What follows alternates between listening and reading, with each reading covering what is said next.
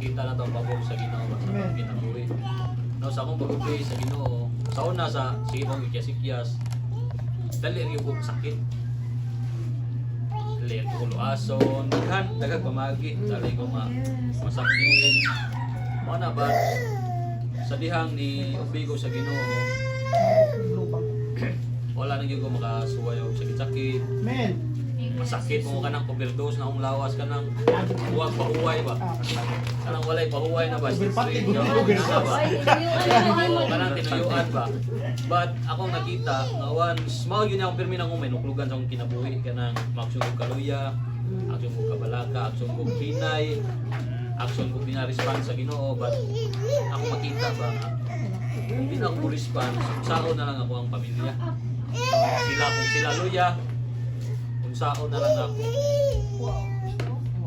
ang pabor sa nakita ko ang pabor sa Ginoo ng exod sa kinabuhi sa akong anak. Nakita din niya ang anak na sukat-sukat wala gini siya mubati o kanang balatian nga mga nilingnig tungod kaya akong nakita nga Ginoo yun ang pulong sa Ginoo. Ingon siya sa Psalms 91, He that dwell in the secret place of the Most High, nadi ata nang panalikod ngay atag sa Ginoo sa mong kinabuhi. Kung ubay ka sa Ginoo kung ubay ka sa Ginoo mo gina kay ingon ang Exodus, obedience is better than sacrifice. Napulaan ang Ginoo sig sacrifice sa mga Israeli.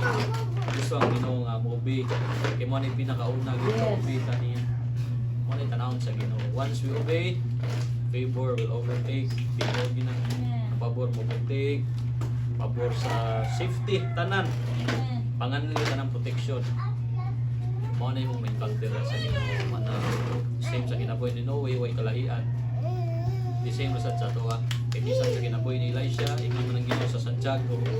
Ang kinabuhi ni Elisha walay kalahian sa atong kinabuhi.